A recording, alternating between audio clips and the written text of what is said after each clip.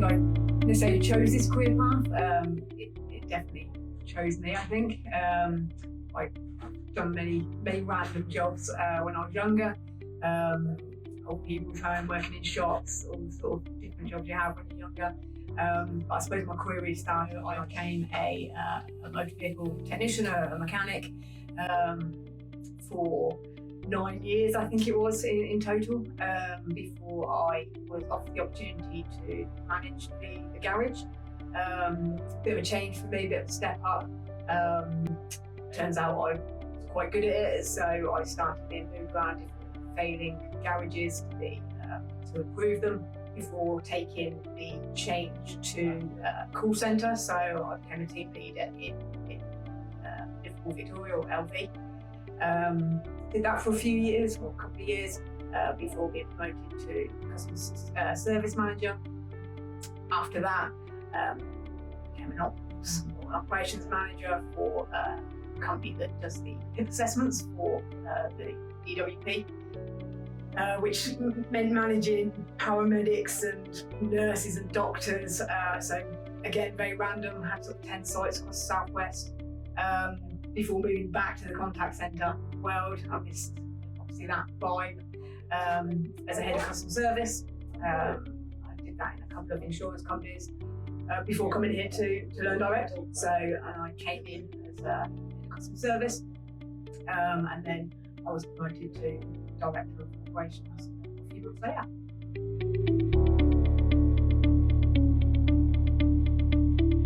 I would probably say the biggest breakthrough moment would be changing from the motor trade, from that management position of managing dealerships into managing in a call centre.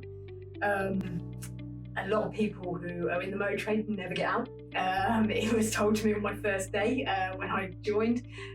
They told me to run now because you'll be here for the rest of your life. So to make that step, I suppose it was quite a brave step.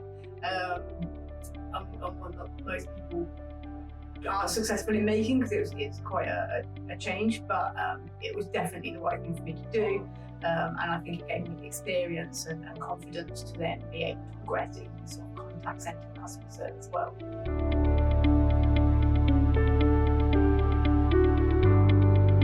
Honesty, sometimes to a fault, but I think it's about transparency. I'm very transparent with my teams. I'm very clear in my vision, what plans I've got going on, what the business is doing, and I think that enables the teams to get behind you. I think I like to think I'm good with people. I like to think that I'm quite approachable. I can be direct, which means I'm clear, but I don't think that means you're not kind with it. So I think I try to be, I've used the phrase before, sharp with a heart. So you can be direct, and you can be strong in your views and your beliefs, but that doesn't mean you haven't got the softness of the heart and what that comes with it, because you are dealing with people. So you have to take people's considerations in your thinking and have that empathy with people. And I think by having both of those qualities, it allows people to be on the same wavelength with you, and ultimately you're only ever as good as the team you have, and I've been truly blessed to have some phenomenal teams.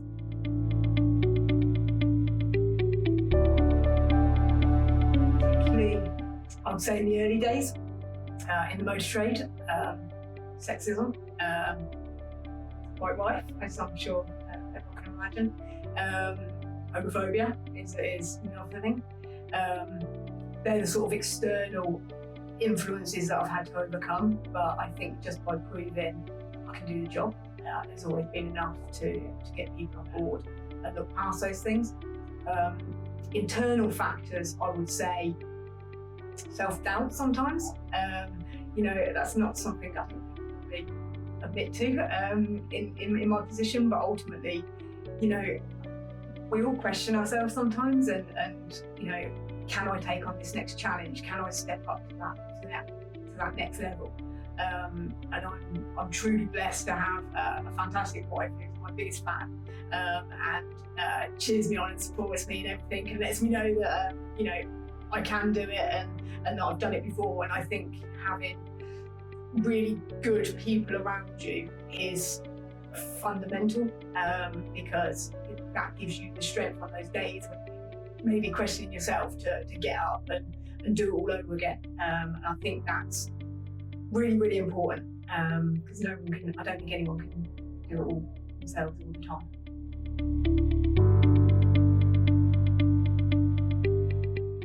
I always give the same answer to this, and it's because it's the truth. And the reason why LearnDirect, I've worked for different companies and the products change. I was in financial industry for 8 years. I was in the motor trade for 12. It's not something I've ever been particularly passionate about, as in the product. I've always been passionate about my role. I've always been passionate about the people who are working with me, and improving the customer service. Those things are standard. What I've never had before LearnDirect is the passion in the product.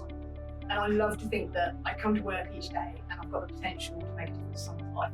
There's someone out there that I'll probably never meet that through some decision I've made or action I've done is going to better their life. They may go on to be that nurse or be a dog groomer or whatever it is they want to do. The list is so vast. But that feeling of we're doing something good here is something that's, I think, just drives you all the time just to do more and do better and keep going.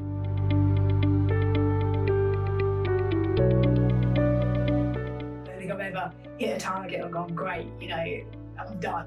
I'm the type that always wants more, always thinks there's more, there's always another way to, another direction to go or higher to reach. And I think that's my driving force. I don't think I'll ever be done.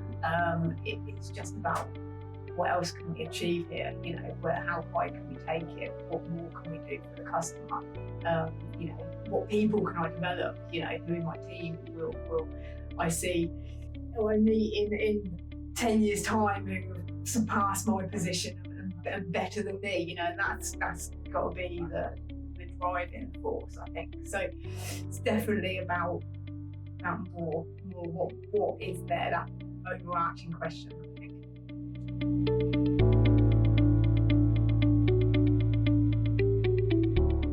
Don't chase the money, chase passion. I think a bit too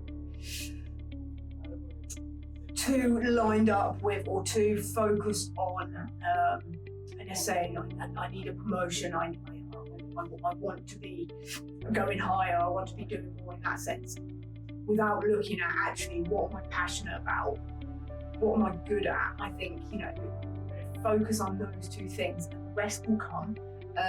If you're passionate about it, if you're good at it, it will get recognised. If you're in the right company, it will get recognised, and if it's recognised, get that promotion. When you get that promotion, you get the money.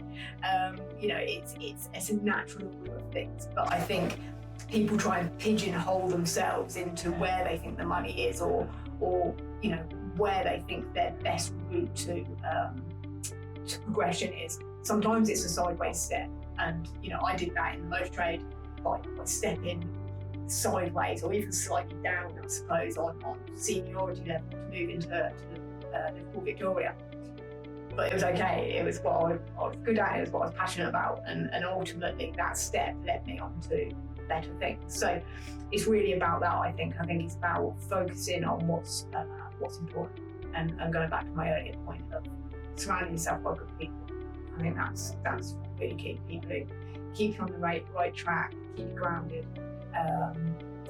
remind you why you're doing it all, and you can't go far wrong.